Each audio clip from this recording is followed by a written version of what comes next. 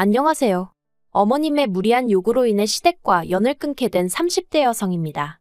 솔직히 어찌나 남사스러운 부탁이었는지 정작 아는 사람들한테는 속 시원히 말도 못했어요. 그런데 그냥 저만 알고 있자니 황당하기도 하고 어이없기도 하고 속도 상하고 그래서 에라 모르겠단 심정으로 하소연이나 할까 하고 여기를 다 찾아왔습니다. 정말 제 이야기지만 어디 막장 드라마 소재로 써도 될 것 같다니까요. 남편하고는 지인의 소개로 만났습니다. 남편이 약속 시간보다 10분 늦게 나왔는데 얼마나 열심히 뛰어왔는지 자리에 앉아서도 한참이나 헉헉거리던 게 지금도 기억에 생생해요. 그래서 제가 좀 일찍 나오시지 그러셨냐고 핀잔을 주었더니 폐지 줍는 할머니를 도와드리다가 늦었다고 하더라고요. 그땐 좀 그러면 진작에 말을 하던가 하는 생각과 동시에 민망했고 한편으로는 심성이 고운 게 마음에 들더라고요. 한편 남편은 제가 기분 상한 티를 내는 게 마음에 들더래요. 자기는 눈치가 없는 편이라 감정을 숨기는 사람은 상대하기가 어렵다면서 말이죠. 아무튼 그렇게 저희는 얼마 안 가 바로 연애를 시작했고 3년 후엔 시까지 올렸습니다. 사실 결혼하잔 이야기는 사귄 지 2년 차가 되던 해부터 계속해서 나왔는데 아버님이 재혼을 하시면서 저희 결혼이 좀 뒤로 밀렸어요. 그리고 말이 나왔기도 하고 어쨌든 새어머님과 제가 갈등을 겪게 된 사연을 이야기하려면 아버님의 재혼에 대해서도 말하지 않을 수가 없네요. 남편에게는 두 분의 어머님이 계신데 한 분은 얼마 전 돌아가신 어머님이시고 새어머님은 아버님과 재혼하신 지 얼마 안 되신 분이세요. 그리고 일단 낳아주신 어머님에 대하여 조금만 이야기를 하자면 낳아주신 어머님께선 남편이 대학교를 졸업할 때 불의의 사고로 돌아가셨습니다. 퇴근하는 아들, 그러니까 저희 남편이 오징어 볶음을 좋아하니까 그걸 해주시려고 낮에 시장에 다녀오시다가 졸음운전을 하던 덤프트럭에 치이셨대요. 그리고 사고가 워낙 심각했던지라 치료 한번 제대로 받아보지도 못하시고 그대로 세상을 떠나셨다고요. 반면에 새어머님은 아버님과 취미생활을 하다 만나셨다 들었습니다. 저희 아버님은 젊은 시절부터 춤을 그렇게 좋아하셨는데 하루는 아버님이 다니시던 댄스 학원에 지금의 새어머님이 회원으로 오셨다대요.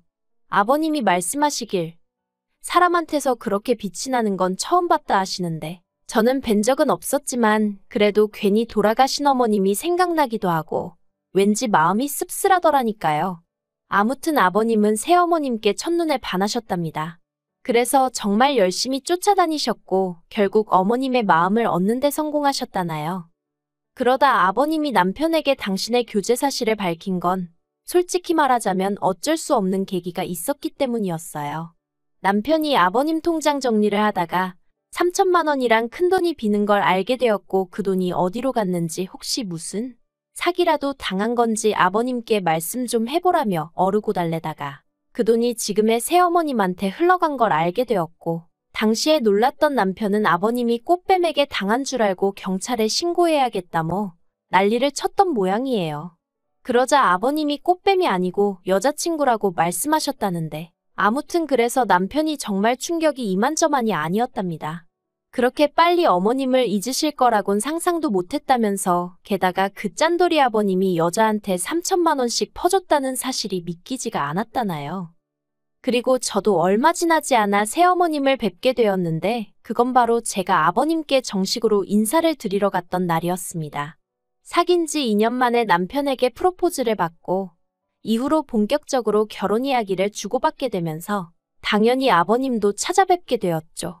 참고로 예전에도 식사는 두세 번 같이 한 적이 있었지만 그땐 어디까지나 여자친구였지 한 가족이 될지 안 될지는 모르는 상황이었어요.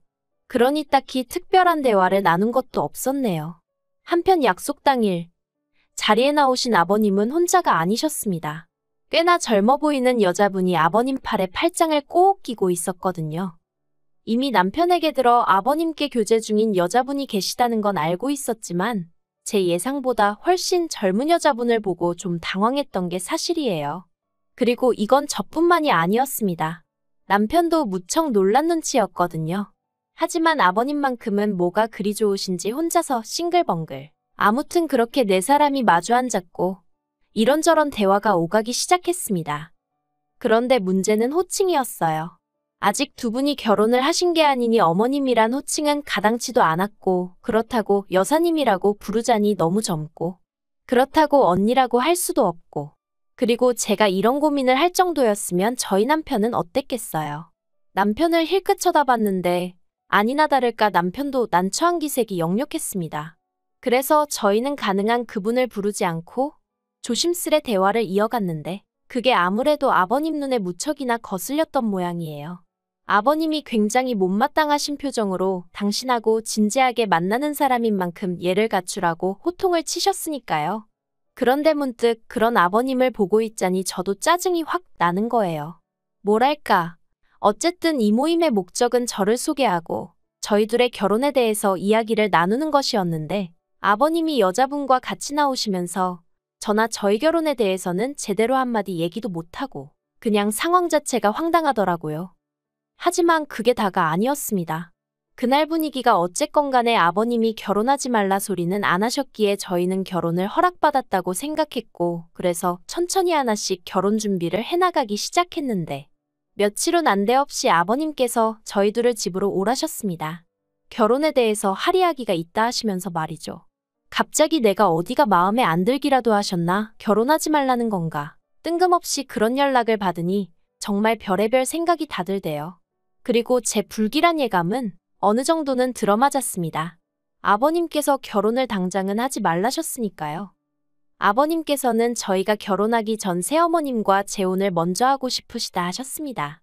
그래야 저희가 결혼할 때 혼주석에 새어머님이 앉으실 수도 있고 화촉점화도 하고 비록 남편을 낳아주시고 길러주신 어머님은 아니지만 그래도 당신과 결혼하면 남편에게는 어머니가 되는 게 맞으니 기왕이면 그런 경사스러운 날 어머니 자리에 앉으면 좋지 않겠냐는 저로서는 납득 안 되는 이야기를 하시더라고요.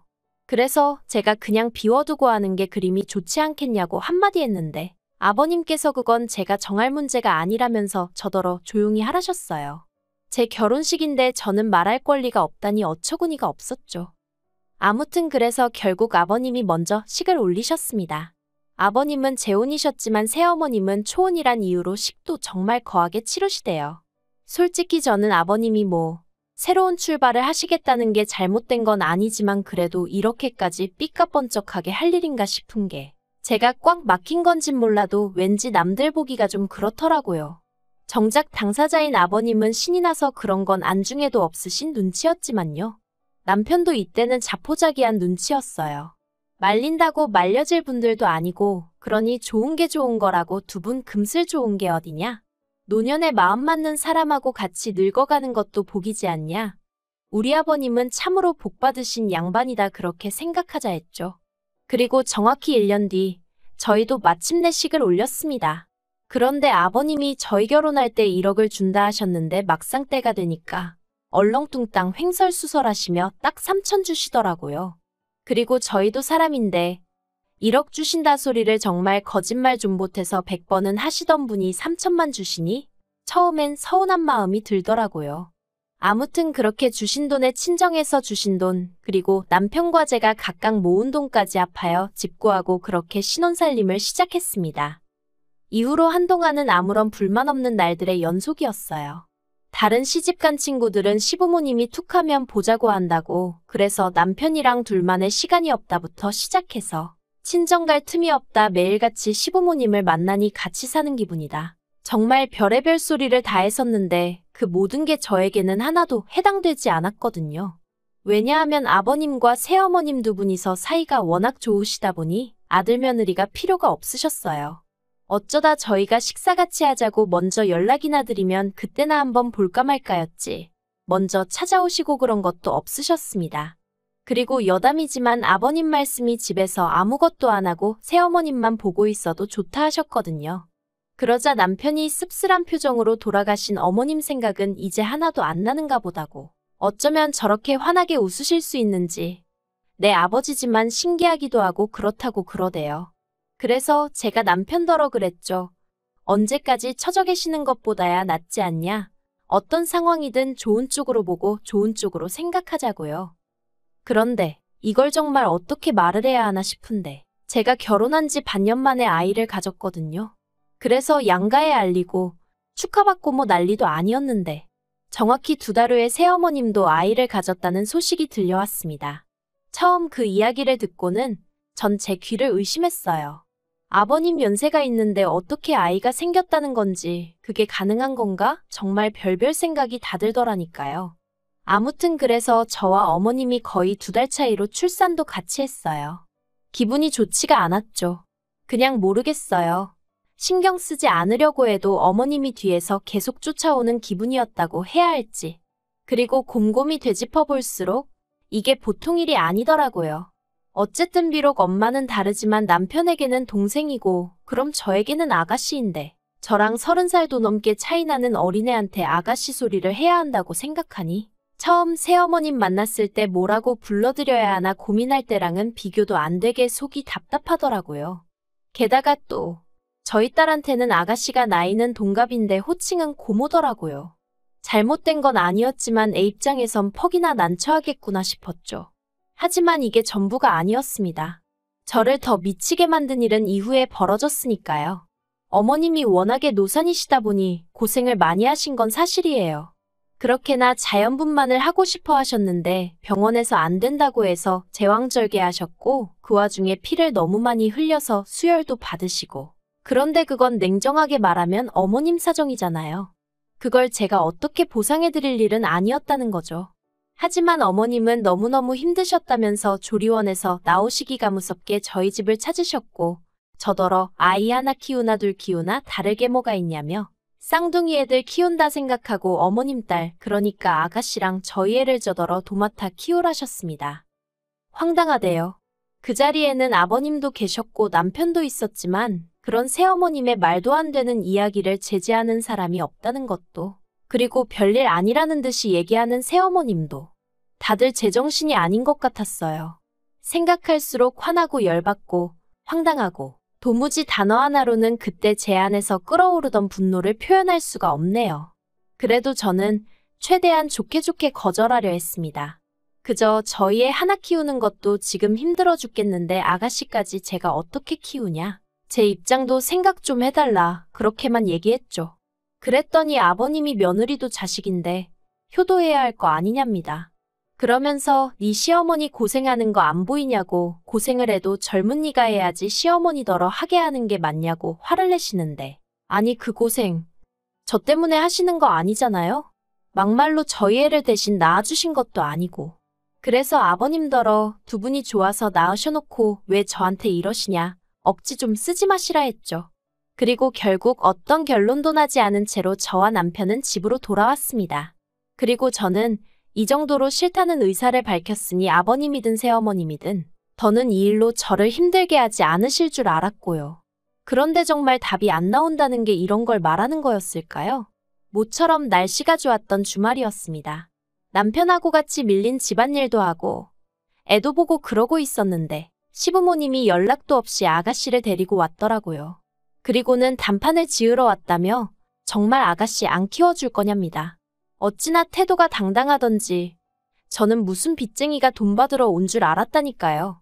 제가 몇 번이나 말씀드렸다. 못 봐드린다 했습니다. 그랬더니 아버님이 그러면 당신 죽을 때 재산은 전부 다 아가씨한테 줄 거고 저희 남편에게는 땡전 한 푼 안 줄 거라며 그래도 상관없냐는 거예요. 정말이지. 아버님한테 이런 표현은 쓰고 싶지 않았지만 치사하고 더럽고. 그런데 그때 남편이 이미 재혼하시고 결혼자금 줄여서 주실 때 어느 정도는 눈치챘다며 안 주셔도 된다고 딱 자르더라고요. 저희들 능력으로도 얼마든지 먹고 살만하다면서 이렇게 돈 몇 푼으로 자식들 굴복시키려고 하시는 거, 이거 보기 안 좋다며 이런 이야기라면 앞으로 꺼내지 마시라고 정말 딱 잘라버리더라니까요. 그러자 아버님도 더는 꺼내 보일 패가 없으셨는지 그때부턴 그냥 욕만 계속하셨어요. 부모고 동생이고 안중에도 없냐면서. 그런데 제가 보기엔 오히려 아버님이야말로 여자한테 홀려서 자식이고 뭐고 안중에도 없으신 분 같았는데 말이죠. 아무튼 그렇게 아버님과 남편이 큰 소리를 내며 싸우지. 새어머님은 아버님 뒤에 숨어서 괜히 서럽내서 오나네 소리나 하고 있지. 애들은 울지. 정말 정신이 나가는 줄 알았습니다. 그리고 결국 남편이 앞으로도 이런 모습을 보여주실 거면 그냥 연락하지 말고 살자고 하더라고요.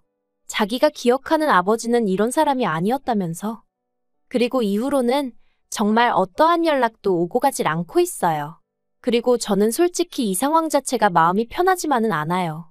제가 조금만 마음을 넓게 썼더라면 그래도 부자지간이 연을 끊는 일은 없지 않았을까 하는 생각도 들고. 하지만 그래도 여전히 아가씨를 키운다는 건 엄두가 나지 않네요.